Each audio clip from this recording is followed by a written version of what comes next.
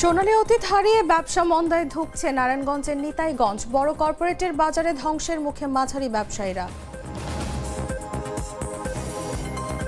চুয়াডাঙ্গায় spirit পানে 6 জনের মৃত্যু, ময়না তদন্তের জন্য তোলা হয়েছে 4 মরদেহ। প্রতিবেদন পেলেই আইনানুগ ব্যবস্থা। ধান খেতে পোকার আক্রমণ, মাঝ মৌসুমে দিশেহারা মেহেরপুরের কৃষক, ফলন বিপর্যয়ের আশঙ্কা।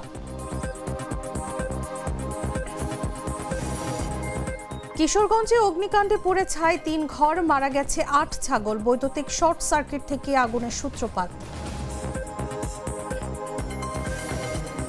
এবং রংপুরে সপ্তাহের ব্যবধানে দাম বেড়েছে পেঁয়াজ ও কাঁচা মরিচের। অপরিবর্তিত রয়েছে চাল, ডাল সহ নিত্য প্রয়োজনীয় পণ্যের দাম।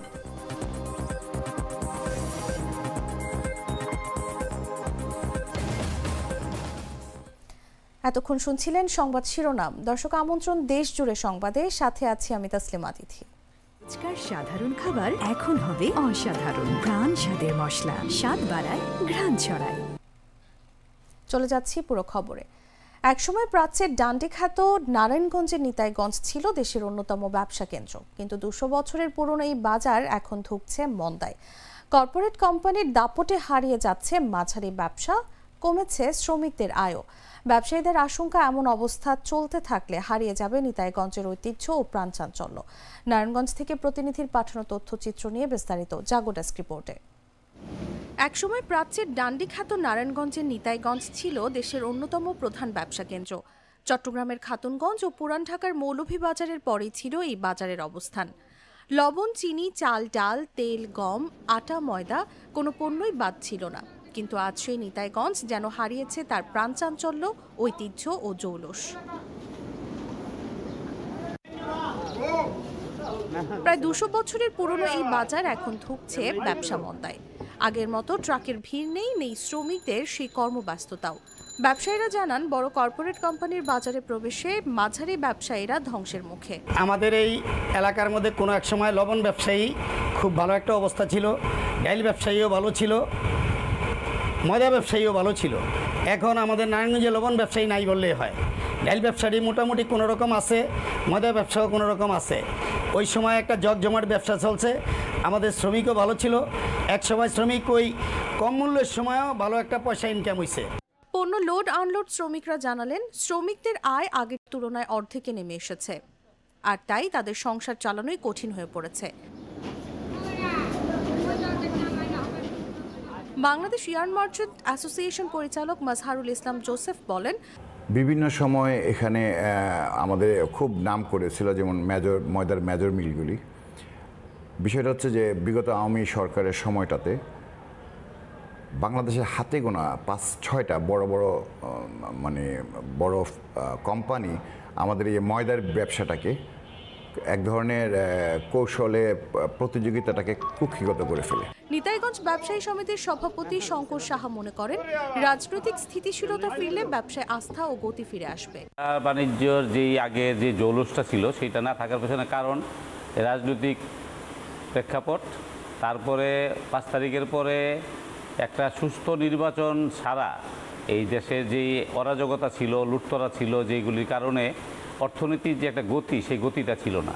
যে কারণে নিতাইগঞ্জের সেই পুরনো ঐতিহ্য ডে বাই ডে ম্লান হয়ে যাচ্ছিল।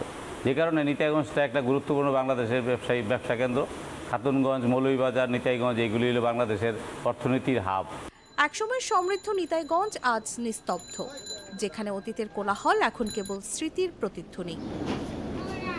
নিউজ ডেস্ক, জাগো নিউজ। চুয়াডাঙ্গা সদর উপজেলার ডিঙেদহ এলাকায় বিষাক্ত স্পিরিট পানে 6 জনের মৃত্যুর ঘটনায় কবর থেকে 4 জনের মরদেহ তুলে ময়না তদন্তের জন্য পাঠানো হয়েছে। মঙ্গলবার সকাল 8:30 থেকে দুপুর 12:30 পর্যন্ত জেলা প্রশাসনের সহকারী কমিশনার ও নির্বাহী ম্যাজিস্ট্রেট নুরুল হুদা মনির উপস্থিতিতে মরদেহ উত্তোলনের কাজ সম্পন্ন হয়। এর আগে গেল 9 অক্টোবর দিবাগত রাতে ডিঙেদহ বাজার এলাকায় কয়েকজন একসঙ্গে বিষাক্ত স্পিরিট পান করেন।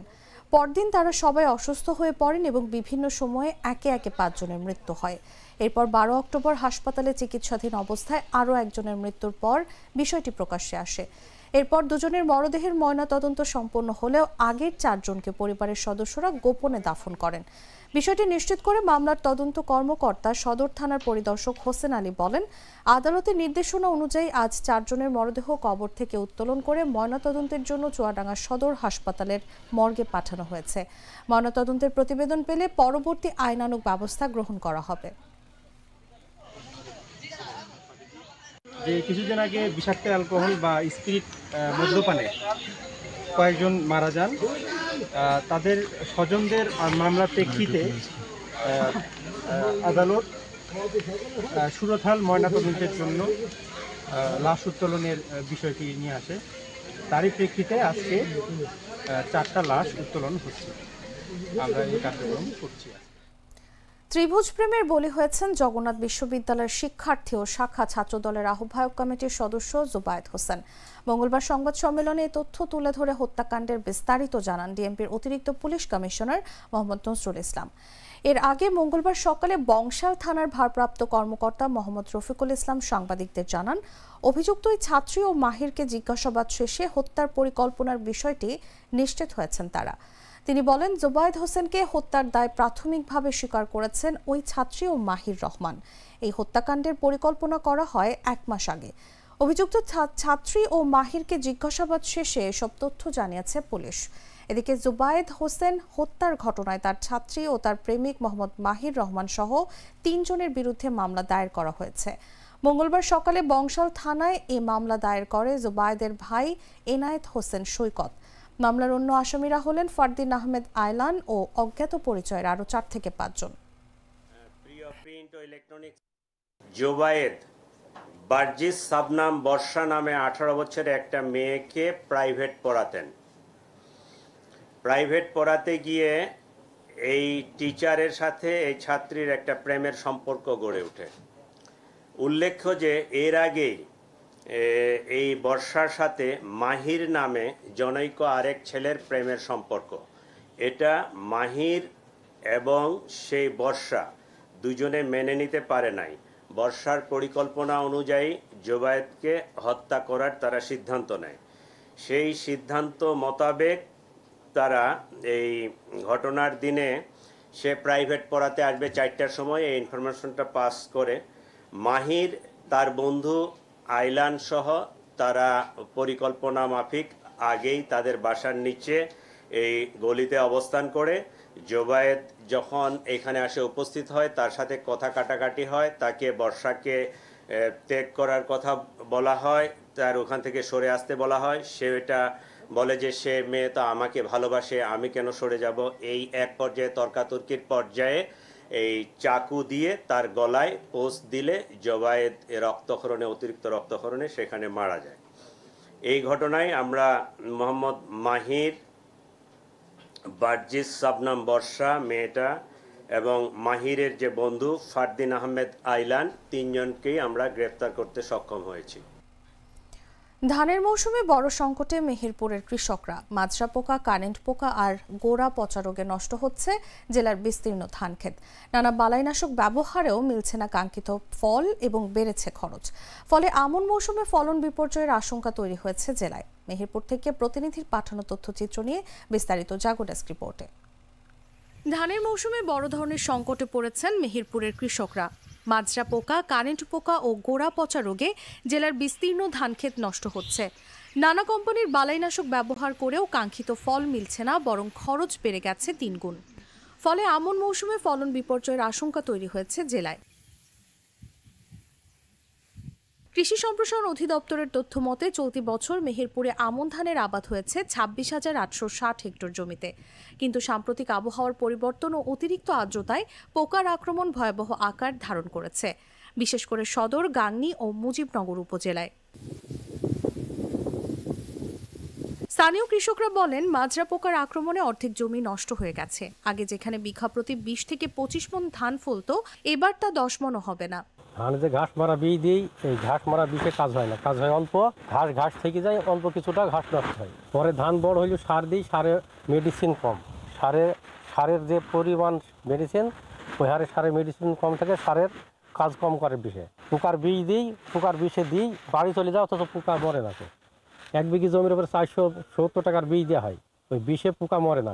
এ বিষয়ে কৃষি সম্প্রসারণ অধিদপ্তরের উপপরিচালক সঞ্জীব মৃধা বলেন, লাইন ও গ্রুপিং পদ্ধতিতে ধান রোপণ, হাত জাল ব্যবহার ও অনুমোদিত বালাইনাশক প্রয়োগে পোকার আক্রমণ কমবে।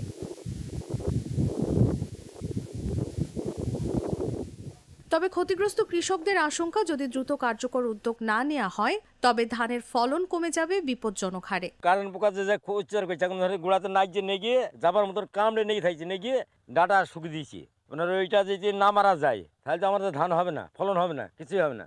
আর মাজরা পোকাতে তো ঠেকাইতেই পারছি না। ধান যে ধান সে ধান হবে 1 মাজা, সে ধান হয়েছে 1 এটু। ধানরা করবো কিভাবে? এত বিষ খরচ করে 3000 টাকা বিষ খরচ করছি।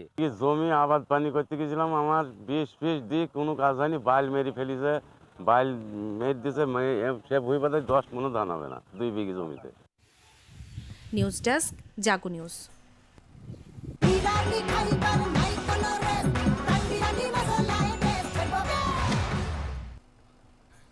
কিশোরগঞ্জ সদর উপজেলার বৌলাই ইউনিয়নের পাট্টা গাবতলী গ্রামে বৈদ্যুতিক শর্ট সার্কিট থেকে ভয়াবহ অগ্নিকাণ্ডে 3টি পরিবারের বসতঘর সম্পূর্ণ পুড়ে গেছে। এ সময় ঘরে থাকা 8টি ছাগল পুড়ে মারা যায়। সোমবার রাত 9:15টার দিকে এই অগ্নিকাণ্ডের ঘটনা ঘটে। ফায়ার সার্ভিসের একটি ইউনিট প্রায় 1 ঘন্টার চেষ্টার পর রাত 11:15টার দিকে আগুন নিয়ন্ত্রণে আসে। স্থানীয় সূত্রে জানা গেছে, রাত আনুমানিক 9:15টার দিকে বিল্লাল মিয়ার বাড়িতে হঠাৎ বৈদ্যুতিক স্পার্ক থেকে আগুনের সূত্রপাত হয়। মুহূর্তের মধ্যে আগুন লেলিহান শিখায় রূপ নেয় এবং পাশের শরীফুল, মঞ্জু মিয়া ও হাবিবুর রহমানের ঘরে ছড়িয়ে পড়ে। আগুনের তীব্রতায় ঘরে থাকা আসবাবপত্র, কাপড় চোপড়, শস্য এবং গবাদি পশু দগ্ধ হয়। স্থানীয়রা পানি ও বালু দিয়ে আগুন নিয়ন্ত্রণের চেষ্টা করলেও তীব্রতার কারণে কিছুই রক্ষা করা সম্ভব হয়নি। খবর পেয়ে কিশোরগঞ্জ ফায়ার সার্ভিসের একটি ইউনিট দ্রুত ঘটনাস্থলে পৌঁছে আগুন নিয়ন্ত্রণে কাজ শুরু করে। প্রায় 1 ঘন্টার চেষ্টার পর রাত 11:15টার দিকে আগুন সম্পূর্ণভাবে নির্বাপন করা হয়। বিষয়টি নিশ্চিত করে কিশোরগঞ্জ ফায়ার সার্ভিসের স্টেশন অফিসার আব্দুল্লাহ খালিদ বলেন, প্রাথমিকভাবে ধারণা করা হচ্ছে বৈদ্যুতিক শর্ট সার্কিট থেকে আগুনের সূত্রপাত হয়েছে। বাছাইকৃত লাল সরিষার দানা থেকে তৈরি হয় প্রাণ সরিষার তেল, আসল ঝাঁঝে আসল স্বাদে। রংপুরের সপ্তাহের ব্যবধানে দাম বেড়েছে পেঁয়াজ ও কাঁচামরিচের, তবে দাম কমেছে আদা সহ 2-1টি সবজির। অপরিবর্তিত রয়েছে চাল, ডাল, মাছ, মাংস ও ডিম সহ নিত্য প্রয়োজনীয় অন্যান্য পণ্যের দাম। এই মুহূর্তে মোলাটোল আমতলা বাজারে রয়েছেন সহকর্মী জিতু কবির, সরাসরি যাচ্ছি তার কাছে। ব্যবধানে কিন্তু সবজির দাম খুব একটা হেরফের হয়নি। 2-1টি সবজির দাম বাড়লেও আবার কিছু সবজির দাম কিন্তু কমেছে। এছাড়া বেশিরভাগ সবজি রয়েছে গত সপ্তাহের মতোই অপরিবর্তিত। তবে দাম বেড়েছে কাঁচামরিচের। এছাড়া পেঁয়াজের দামও কিন্তু গত সপ্তাহের তুলনায় সামান্য একটু বাড়তি। আমরা যেটা জানতে পেরেছি যে কাঁচামরিচ বিক্রি হচ্ছে 160 থেকে 80 টাকা পর্যন্ত কেজি, যেটা গত সপ্তাহে ছিল সর্বোচ্চ 140 টাকা পর্যন্ত। এছাড়া পেঁয়াজ 70-75 টাকা বিক্রি হলো, আজ সেই পেঁয়াজ বিক্রি হচ্ছে 75 থেকে 80 টাকা পর্যন্ত। আরেকটি বিষয় জানিয়ে রাখি যে আমরা মুরগির বাজারেও আমরা খোঁজ নিয়েছি যে মুরগির যে বাজার সেটি হচ্ছে দাম, যে ব্রয়লার মুরগি বিক্রি হচ্ছে 170 এবং 80 টাকা। আর পাকিস্তানি সোনালী যে মুরগি সেটি বিক্রি হচ্ছে 280 থেকে 300 টাকা পর্যন্ত, যেটি গত সপ্তাহে কিন্তু এই দামেই বিক্রি হয়েছিল। এছাড়া আমরা মাছ, মাংস এবং যে নিত্য প্রয়োজনীয় যে অন্যান্য জিনিসগুলো আছে, যে চিনি, চাল, ডাল, আটা, ময়দা, আমরা খুশি হয়েছি যে বাজারের দাম কিন্তু গত সপ্তাহের মধ্যে রয়েছে। তো এই ছিল রংপুর থেকে এই সপ্তাহের বাজার দরের চিত্র। দর্শক, মোলাটোল আমতলা বাজার থেকে যুক্ত ছিলেন সহকর্মী জিতু কবির। দর্শক, এই ছিল দেশ জুড়ে সংবাদে। সংবাদ শেষ করার আগে শিরোনামগুলো জানাবো আরো একবার।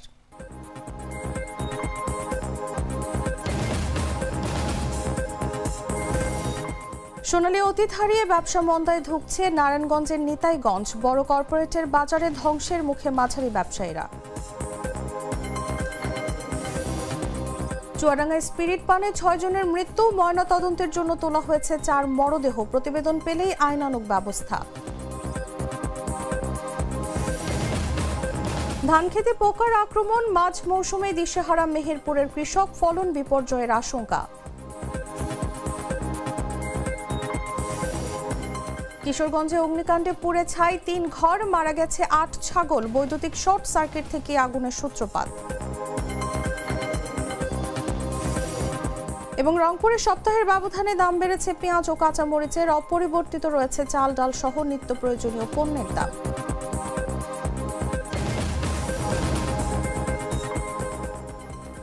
দর্শক, এই ছিল দেশজুড়ে সংবাদে। এরপর দেখবেন সন্ধ্যা ৭টার নিউজ। প্রতি মুহূর্তের সর্বশেষ খবর জানতে ভিজিট করুন jagunews24.com। ফলো করুন আমাদের ভেরিফাইড ফেসবুক পেজ এবং সাবস্ক্রাইব করুন জাগো নিউজের ইউটিউব চ্যানেল। ধন্যবাদ সবাইকে।